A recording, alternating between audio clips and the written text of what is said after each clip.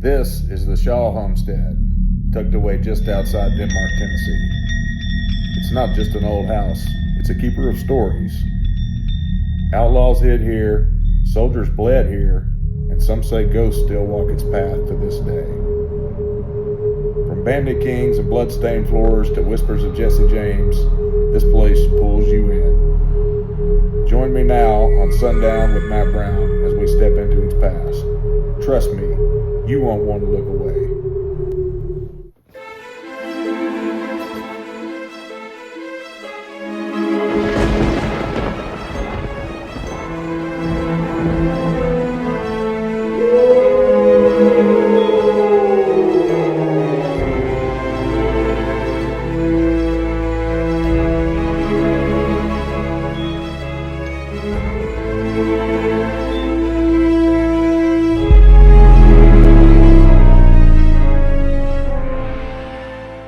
In the 1830s, the Shaw family settled this homestead just outside of Denmark, Tennessee.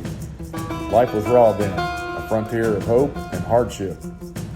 They built the beginnings of this house, then a two-room cabin, logs hewn by hand, a breezeway for summer heat. It was home, but it drew others too, darker visitors. John Murrell's father was a preacher from Texas, but his mother taught him how to steal.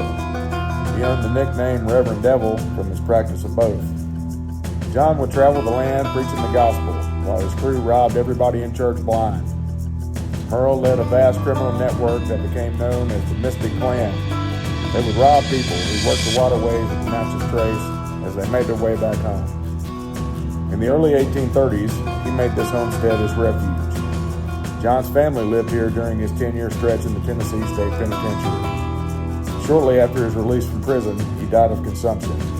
Shortly after his burial, his grave was dug up and the head was stolen. The pickled skull of John Murrell and his trigger finger was a popular attraction at state fairs. And some say he can still be seen at the Shaw Homestead, looking for his lost treasure, or maybe even his head.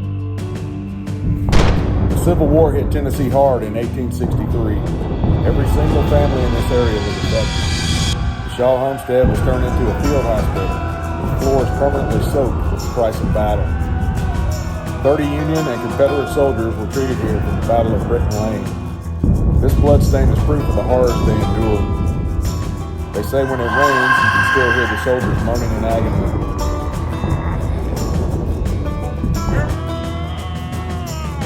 After the war, Jesse James, the South's most wanted outlaw, carried the fight forward with bank heists and train robberies, and rebels waging war on Yankee Hill.